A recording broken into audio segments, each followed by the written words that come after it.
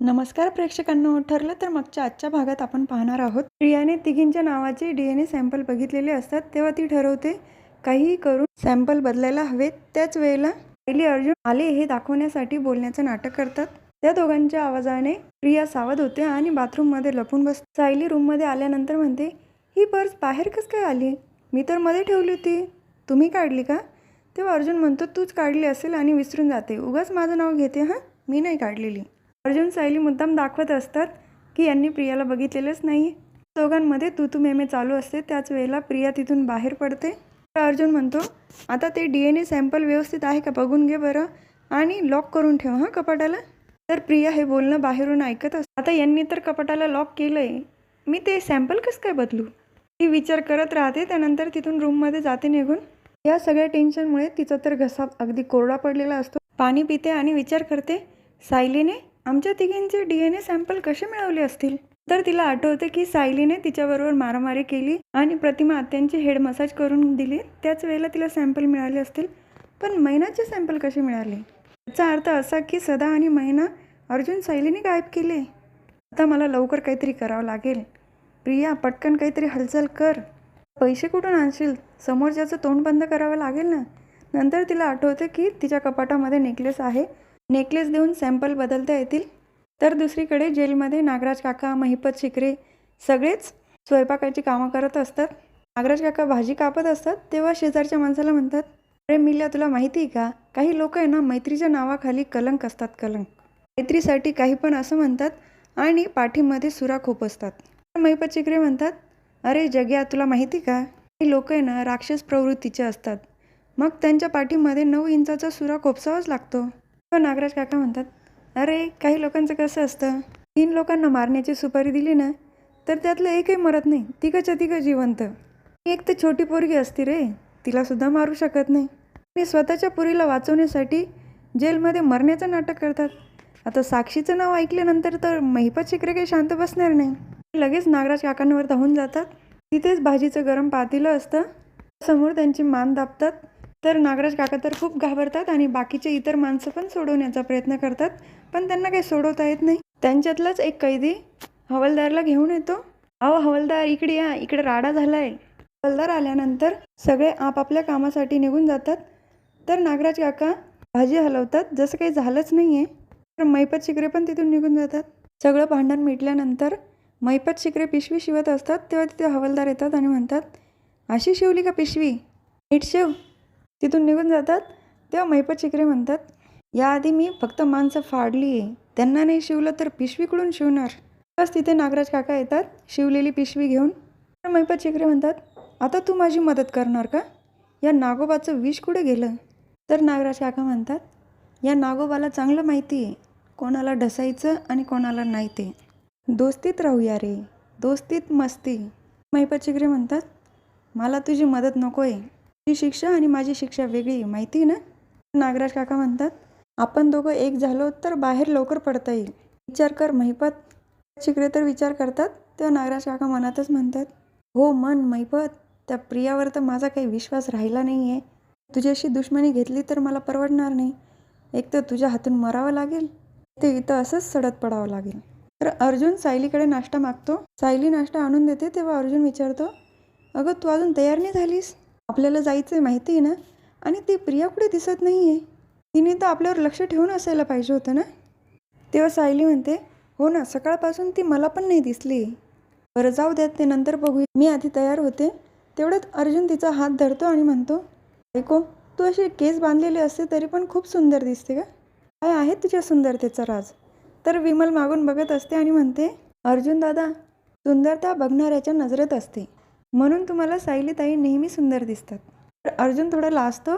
त्याच वेळेला तिथे कल्पना काकू आणि प्रताप काका येतात. तेव्हा कल्पना काकू म्हणतात, अर्जुन, तुझा नेहमीच 4 चौघांमध्ये रोमांच चालू असतो हो ना. तर प्रताप काका म्हणतात, आपण इथे थांबायचं की जायचं? अर्जुन म्हणतो, अहो बसा ना. काय ना मामा, माझी बायको दिवसभर कामात असते आणि जेव्हा ती रूममध्ये येते ना दमलेली असते म्हणून ती झोपून घेते, मग रोमांस कधी करायचा? तर सायली लगेच कोपऱ्याने त्याला खुणवते, काहीही काय बोलताय म्हणून. तर कल्पना काकू म्हणतात, तुला असं म्हणायचं आहे का मी तुझ्या बायकोला सारखं काम सांगत असते? असं असेल तर सायली, आजपासून तू किचनमध्ये अजिबात काम करायचं नाही. तेव्हा सायली म्हणते, अहो आई, त्यांच्याकडे कुठे लक्ष देता तुम्ही? तर सगळेच हसतात.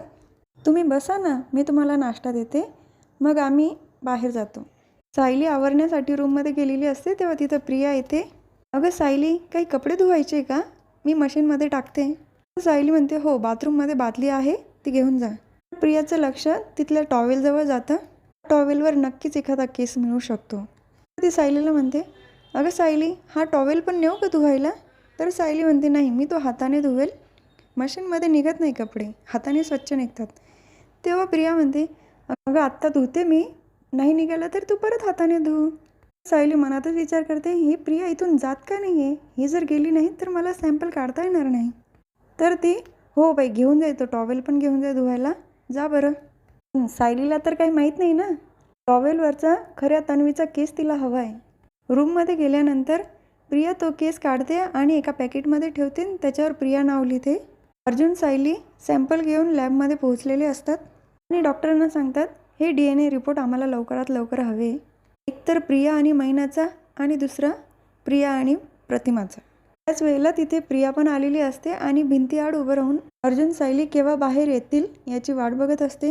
तर ते डॉक्टर तिथल्याच लॅब असिस्टंटकडे ते सॅम्पल देतात आणि त्यांना व्यवस्थित ठेवायला लावतात. अर्जुन म्हणतो, मला तुम्हाला अजून एक गोष्ट सांगायची. त्यानंतर ते बाहेर येतात तेव्हा डॉक्टर म्हणतात की तुमचे रिपोर्ट तुम्हाला लवकरच मिळून जातील. अर्जुन सायली तिथून निघून गेल्यानंतर तर प्रिया तिथल्याच लॅब असिस्टंटला भेटते आणि त्याला वेगळा सॅम्पल देते. इथून आता अर्जुन सुभेदार आणि त्यांच्या मिसेस गेल्या, त्यांनी काही सॅम्पल दिले ना, त्यामध्ये प्रिया नावाचा सॅम्पल आहे, तो बदलून हा ठेवायचा आहे. तेव्हा लॅब असिस्टंट म्हणतात, आमच्या इथे असे प्रकार होत नाही. प्रिया म्हणते, मी काय फुकट करायला लावत नाही आहे, किंमत मोजते मी त्याची.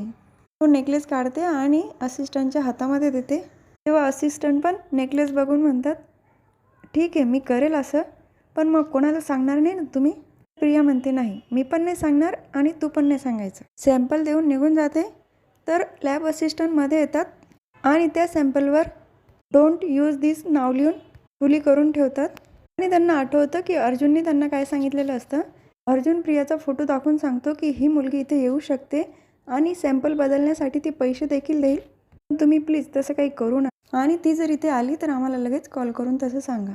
तर ते लॅब असिस्टंट तिथेच सॅम्पल ठेवून निघून जातात.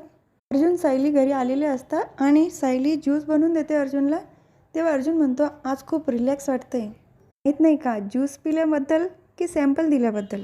त्याच वेळेला डॉक्टरांचा फोन येतो अर्जुनला आणि ती मुलगी आली होती, रिपोर्ट बदलण्यासाठी नेकलेस दिला आहे. तेव्हा अर्जुन म्हणतो, तिने दुसरा काही सॅम्पल पण दिला का?